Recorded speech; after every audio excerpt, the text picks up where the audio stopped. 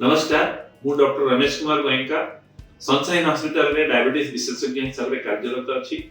हम पाखरे जो रोगी आछंती आपनकर नॉर्मल क्वेश्चन हला जे आमे को प्रकार खाद्य खाई परिबा आ को प्रकार खाद्य आमे अवॉइड करबा दरकार।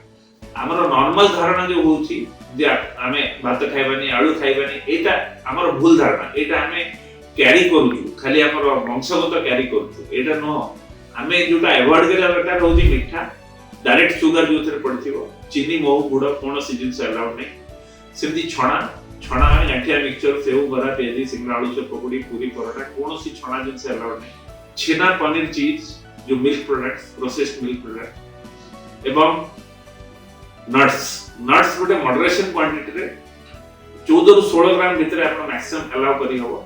बाकी आपण नट्स जो सॉल्टेड काजू सॉल्टेड बादाम एमती जो नट्स गोटे 100 ग्राम बसी चिना बादाम खाइ देबे एबडा नट्स आल्सो इज प्रोहिबिटेड। तो प्रोहिबिटेड आइटम भितर मिठा छणा छेना बादाम एटा ग्रॉसली कम। बाकी आपण सब खाइ परिबे किंतु आपण सब जिंस गोटे लिमिट क्वांटिटी रे आपण कैलोरी हिसाब रे हिसाब करि कि टोटल क्वांटिटी खाइबा दरकार। सेटा आपण विशेषज्ञ साथे चर्चा करि कि आपण प्रॉपर फूड केते मात्रा रे खाइ परिबे एटा बुझि नेबा दरकार। डायबिटीज रो डाइट विषय रे एतिकी जदि आपण जानंती ताहाले प्रोबब्ली आपण डायबिटीज को बहुत भलो भाबरे कंट्रोल करि परिबे।